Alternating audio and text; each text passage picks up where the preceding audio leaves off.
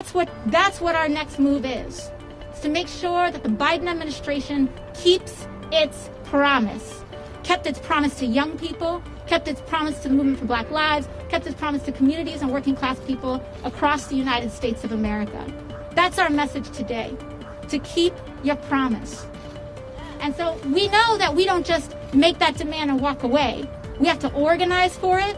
We have to bring the heat for it, because there's a whole lot of people that tried to just shove a bunch of money before this election to try to buy their seat at the table. And because you all have done the work, you all got us a seat at the table.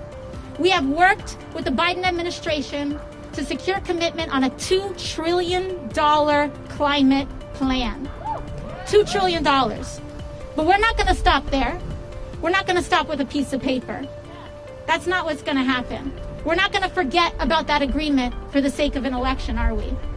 No. What we're going to do is that we're going to organize and demand that this administration, which I believe is decent and kind and honorable, keep their promise.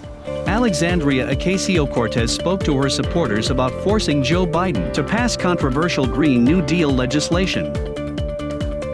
Ocasio-Cortez boasted that the proposed spending plan includes $2.2 trillion taxpayer dollars in broad categories.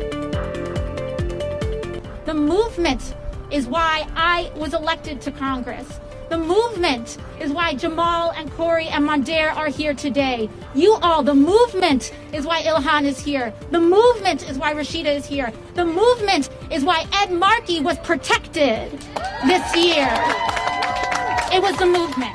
Because as we've been saying since day one, they've got money, but we've got people. We've got people. And at the end of the day, dollar bills don't vote, although they try to. We vote. People vote. Young people vote. And it's about time, long past time, that we recognize and understand that we owe our seats, we owe our political power because of young people, because of the movement for Black Lives, because of women, because of the working class across this country. And it's a class issue, it's a race issue, it's a gender issue. Because growing up as a little girl, I never, ever saw any elected representation that even really thought of me, let alone looked anything remotely like me. It's working.